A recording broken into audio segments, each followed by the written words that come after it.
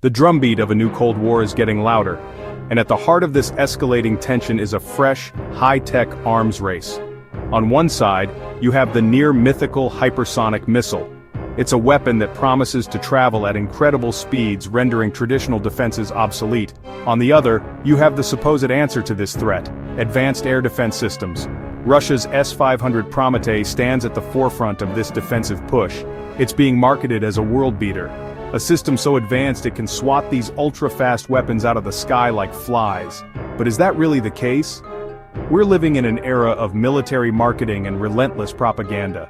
The narrative is compelling. A hypersonic weapon, streaking through the atmosphere at over 5 times the speed of sound, represents a paradigm shift in offensive capabilities. Its sheer velocity and unpredictable flight path could potentially decapitate a nation's leadership or neutralize its most critical military assets before anyone could react.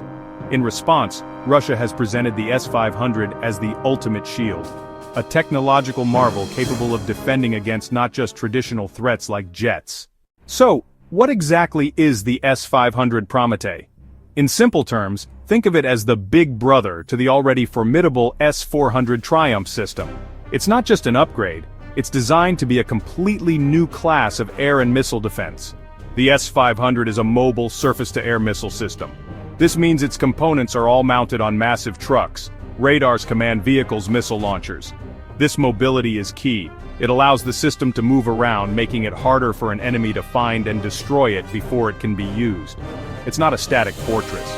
It's a lethal, movable shield. The system is built with a layered defense philosophy in mind. It isn't designed to use just one type of missile.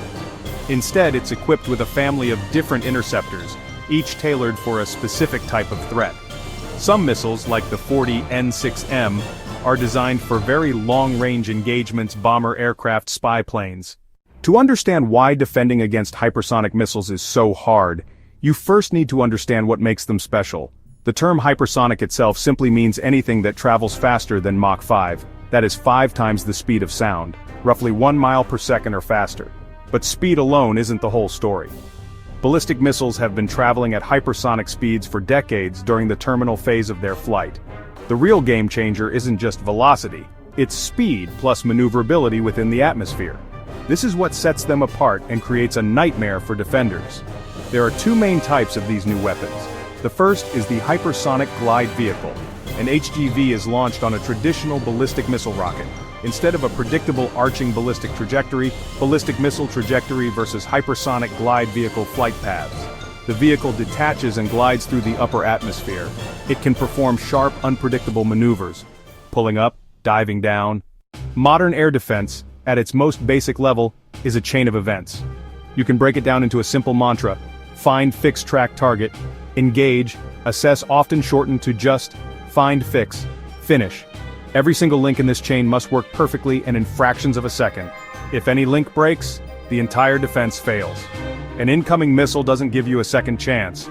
The first step, find, is all about detection. This is the job of powerful early warning radars. When you listen to Russian officials or watch reports on state-controlled media, the S-500 Prometey is portrayed as nothing short of an invincible superweapon. The claims are bold, sweeping, and designed to project an image of technological supremacy. Moscow has repeatedly stated that the S-500 is in a league of its own, a system with no equivalent anywhere in the world.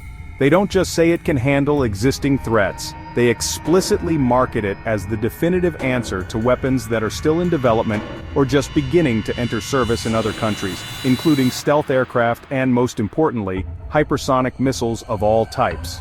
One of the most frequently cited claims is the system's enormous engagement envelope. Officials boast that the S-500 can hit targets at altitudes of up to 200 kilometers, well into the lower reaches of space. This is the so-called near-space interception capability, which is crucial for dealing with the mid-course phase of some ballistic missiles. They also tout an astonishing maximum range, with some reports claiming its 40 N6M missile can engage targets up to 600 kilometers away. This would allow the S-500 to threaten critical support aircraft like tankers. Now we have to put on our skeptic's hat. The official claims from Moscow paint a picture of a perfect weapon system. But, honestly, the reality of military hardware development is always far messier and more complicated. The first thing to consider is the system's maturity. While Russia has announced the S-500 is in service and being delivered to its armed forces, the scale of this deployment is questionable. For years, the timeline for its introduction slipped again and again. This suggests the system has likely faced significant development hurdles. A handful of prototype or early production batteries is a far cry from a widely fielded, fully operational, and reliable network. Let's look at the anti-hypersonic claim specifically. The physics of this are brutally difficult. To hit a maneuvering hypersonic target, your interceptor needs to be significantly faster and more agile than the target itself. This is known as having a kinematic advantage. The S-500 77N6N and 77N6N1 interceptors are believed to be extremely fast, with some estimates putting their speed at a blistering Mach 7 or higher. On paper, this gives them the raw speed needed. Let's break down the interception challenge into its most basic elements. The first problem is time, or rather, the lack of it. A hypersonic missile traveling at Mach 8 covers about 2.7 kilometers every single second. If it's launched from 1,000 kilometers away, the total flight time might be just over 6 minutes. But for a defender, the actual engagement window is much, much smaller. You can't see the missile until it comes over the radar horizon. Depending on the missile's altitude, this might not happen until it's just a few hundred kilometers away, leaving you with maybe 2 or 3 minutes to do everything: detect, track, launch, intercept. The second problem is the plasma sheath. As an object travels at hypersonic speeds through the atmosphere, it generates immense heat and pressure, creating a sheath of ionized air, or plasma, around it.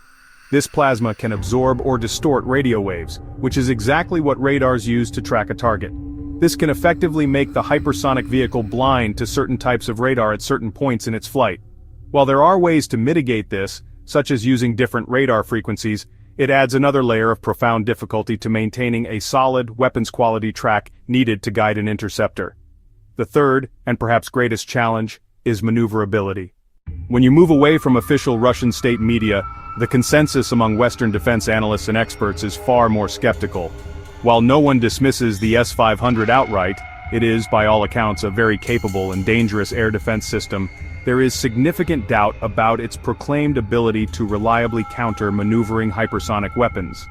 The general view is that such claims are, at best, aspirational and at worst, deliberate disinformation designed for strategic effect. The problem is one of physics and engineering, and the belief that Russia has somehow made a miraculous leap ahead of everyone else is met with caution. Analysts at institutions like the Center for Strategic and International Studies and the Royal United Services Institute often point to the lack of verifiable data. Russia has not provided any public evidence of a successful S-500 test against a realistic maneuvering hypersonic target.